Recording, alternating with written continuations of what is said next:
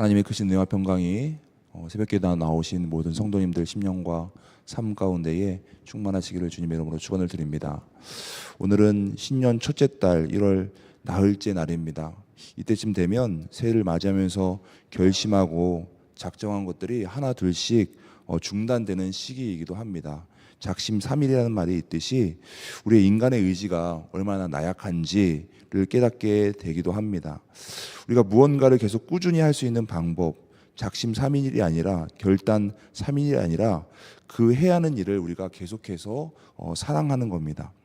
우리가 하나님을 위하여 살아간다고 할 때에 작심으로 되는 것이 아니라 우리의 마음과 뜻과 힘을 다하여서 하나님을 사랑하면 하나님께서 우리에게 원하시는 그 일들 계속해서 해 나갈 수 있는 줄 믿습니다. 그렇게 하나님을 사랑함으로 하나님이 기뻐하시는 삶을 올 한 해에도 계속해서 살아가는 우리 성도님들 될 수 있기를 간절히 소망합니다. 오늘 말씀을 보면 이스라엘 백성들이 가데스 바네아에서 하나님께 반역한 사건 이후에 광야에서 38년간의 긴 유랑 생활을 시작합니다. 오늘 말씀에서 모세는 그 생활을 회고하면서 아울러 정복이 허용되지 않았던 그 족속들에 대한 이야기를 오늘 말씀합니다. 모세는 이렇게 과거를 회고하면서 광야 시대를 지낸 이 새로운 세대들, 출애굽 2세대들이 과거의 역사와 단결되지 않은 그 신앙을 갖게 하려고 하는 것을 보게 됩니다. 역사라고 하는 것, 과거에 있었던 일이라고 하는 것은 그냥 지식으로 끝나는 것이 아니라, 아는 것으로 끝나는 것이 아니라 그 과거의 역사를 통해서 현재 우리가 어떻게 살아야 하는지, 또 앞으로 어떻게 살아가야 될지를 우리가 되돌아보게 되는 겁니다. 모세는 이스라엘 긴 광야 생활 38년에 대해서 오늘 간략히 언급합니다. 1절 말씀에 보면 홍해길로 광야에 들어가서 여러 날 동안 세일산을 두루 행하더니 라고 이렇게 기록합니다.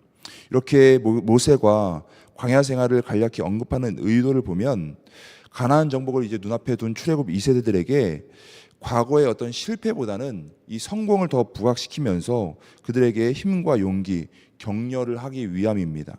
그래서 광야에 대해서는 짧게 언급하고 22절, 24절 이하에 나오는 요단강 동편에서 정복한 그 역사를 말해주면서 상세히 말해주면서 가나안 정복이 절대 불가능한 일이 아니다라는 것을 깨닫게 해줍니다. 또 지금 가나안 땅에 들어가려고 하는 출애굽 2세대는 대부분 광야에서 태어난 자들이기 때문에 그 광야 생활이 그들의 생활 터전 삶의 전부였습니다. 그러니까 그들은 광야에서 그들의 조상들, 그 기성 세대들이 어떻게 하나님께 불순종해서 징벌을 받는 모습을 분명히 지켜봤습니다. 그들은 모세가 광야 생활에 대해서 자세히 언급하지 않아도 이 광야 생활에 대해서 너무나도 잘 알고 있던 세대들이죠.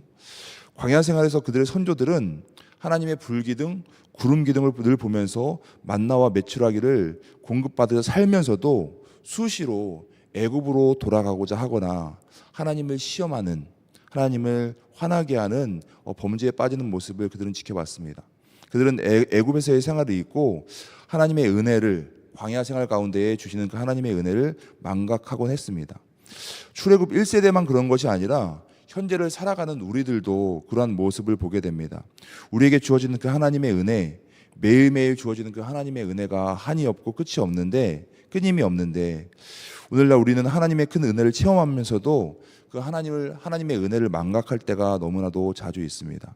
하나님께 감사하면서도 우리 삶 가운데 주어지는 그 은혜에 감사할 때가 있지만 우리의 마음이 분주하고 우리의 생각이 다른 데로 가 있어서 세상 일에 집중하느라 종종 하나님의 은혜를 잊고 불평하거나 감사하지 못하는 순간이 많이 있음을 우리가 보게 됩니다.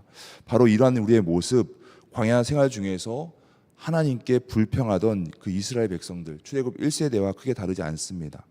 그러한 이스라엘 백성들에게 주어진 그 불신앙에 대한 심판, 연단의 기간, 그 이후에 그들의 후손까지 이어졌던 그 기간, 광야 38년이 끝난 후 가나안 땅으로 전진하던 도중에 그들은 에돔, 모압, 암몬 족속과 마주치게 됩니다.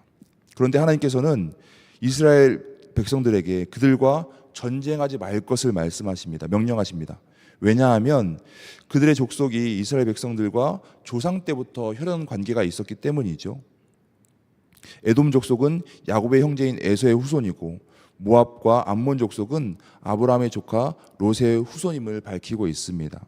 그러므로 하나님께서는 이들 지역을 우회, 통과해서 지나가라 라고 말씀합니다. 지나면서 그들에게 전쟁의 빌미를 줄 만한 일을 하지 말고 돈으로 그들에게 정당한 것을 그들에게 주고 양식을 사서 먹고 물도 사서 마시다라고 그렇게 말씀해 주십니다. 하나님께서 왜 그렇게 하신 걸까? 누구를 위해서 그렇게 하신 걸까? 생각해 보면 그것은 결국 하나님의 신실하심을 드러내기 위함일 뿐만 아니라 결국 그 하나님이 우리에게도 신실하신 분임을 확신시켜 주기 위함입니다. 결국 다른 족속들을 위해서 그렇게 하라고 하신 것이 아니라 하나님이 스스로 어떠한 분이신지를 드러내기 위해서, 그리고 하나님의 자녀, 그의 백성된 우리를 위해서 그렇게 하라고 하시는 겁니다. 때로는 우리의 지성이나 이성으로 이해가 되지 않을 때에도 하나님께서 우리에게 주시는 그 말씀에 순종하면 결국에는 우리가 복을 받게 됩니다. 이스라엘이 우회하면서 그 족속들을 지나도록 명령을 받은 것은 그 신실하신 하나님을 증거라고 하는 겁니다. 하나님은 그 족속들에게 기업으로 그 땅을 주셨습니다. 하나님께서 주신 겁니다. 그 기업은 이스라엘 백성들, 하나님의 자녀라고 하는 이스라엘 백성들에게도 양도될 수 없는 것이었습니다. 왜냐하면 하나님께서 이미 그들에게, 그들 족속들에게 약속하여 기업으로 주신 땅이기 때문입니다. 이같이 하나님께서 약속하신 그 모든 말씀은 반드시 이루어진다고 하는 걸 오늘 우리는 깨닫고 믿어야 합니다. 분명 하나님께서 언약하신 것은 신실히 지키시는 분이시기 때문입니다. 24절의 말씀에 보면 앞서 있는 말씀과는 다른 말씀이 우리에게 주어지는데요. 너희는 일어나 행진하여 아르논 골짜기를 건너라. 내가 헤스본 왕 아모리 사람 시온과 그의 땅을 내 손에 넘겼은즉 이제 더불어 싸워서 그 땅을 차지하라. 그 전까지는 다른 족속을 괴롭히지도 말고 다투지도 싸우지도 말라고 하셨던 그 하나님께서 24절에서는 헤스본 왕 아모리 사람 시온과 그 땅을 주신다라고 말씀하시고 그 땅을 차지하라라고 말씀하십니다. 그리고 그 다음 말씀을 보면 실제로 하나님의 말씀대로 그렇게 되는 것을 보게 됩니다. 하나님의 말씀대로 다투지 말고 싸우지 말고 괴롭히지 말라라고 하나님께서 우리에게 말씀하실 때에는 그만한 이유가 있습니다. 또 그 땅을 정복하게 된다라고 하실 때에도 분명히 그만한 이유가 있고 그대로 되는 것을 우리가 보게 됩니다. 이러한 신실하신 하나님의 말씀에 대한 믿음, 그 확신이 우리 삶 가운데 있어야 되는 줄 믿습니다. 이 새벽에 나와 분명히 하나님께서 우리에게 말씀해 주실 텐데 우리에게 주신 그 말씀, 약속의 말씀을 믿고 듣고 확신하는 가운데에 하나님만을 의지하며 나아가는 우리 모두가 될 수 있기를 소망합니다. 분명 하나님께서는 이스라엘 백성들의 광야 생활 동안에 은혜를 베풀어 주셨고 이스라엘이 가나안 땅에 들어가기 직전까지 지켜주셨습니다. 또한 요단 동쪽 지역에 대한 정복 전쟁에 있어서도 승리하게 하심으로써 가나안 정복에 대한 확신도 심겨주셨습니다. 이스라엘 백성들에게 말씀하신 대로 신실하게 그 말씀을 이루어 주셨습니다. 우리의 생각에, 우리의 보기에 가나안 땅이 정복하지 못할 것 같을지라도 하나님이 우리와 함께 하시면 말씀하신 대로 하나님께서 우리에게 약속하신 그대로 가나안 땅을 정복할 수 있다라고 하는 그 믿음, 그 확신이 우리 삶 가운데 있어야 되는 줄 믿습니다. 우리도 언제나 신실하신 그 하나님만을 의지하면서 우리 삶 속에서 하나님의 말씀대로 우리의 삶을 이끌어 주심을 깨닫고 확신할 수 있기를 소망합니다. 오늘 하루도 이 신실하신 하나님만을 믿고 의지하면서 하나님의 뜻에 순종함으로 세상이 감당할 수 없는 믿음의 사람들로 살아가는 저와 여러분들이 될 수 있기를 주님의 이름으로 축원을 드립니다. 기도하겠습니다. 하나님 아버지 은혜를 감사드립니다. 지난밤도 지켜주시고 오늘 새날을 허락하여 주셔서 또 주님 앞에 나와 말씀과 기도로 하루를 시작하게 하시니 감사합니다. 분명 하나님께서 우리에게 주시는 말씀은 심판과 저주를 위한 것이 아니라 우리를 구원하시기 위함이요 또 우리를 약속의 땅으로 인도하시기 위함임을 말씀을 통해서 깨닫습니다. 오늘 하루 살아갈 때에 그 신실하신 하나님의 말씀을 믿고 의지하며 살아갈 수 있도록 우리에게 믿음의 믿음을 더하여 주시옵소서.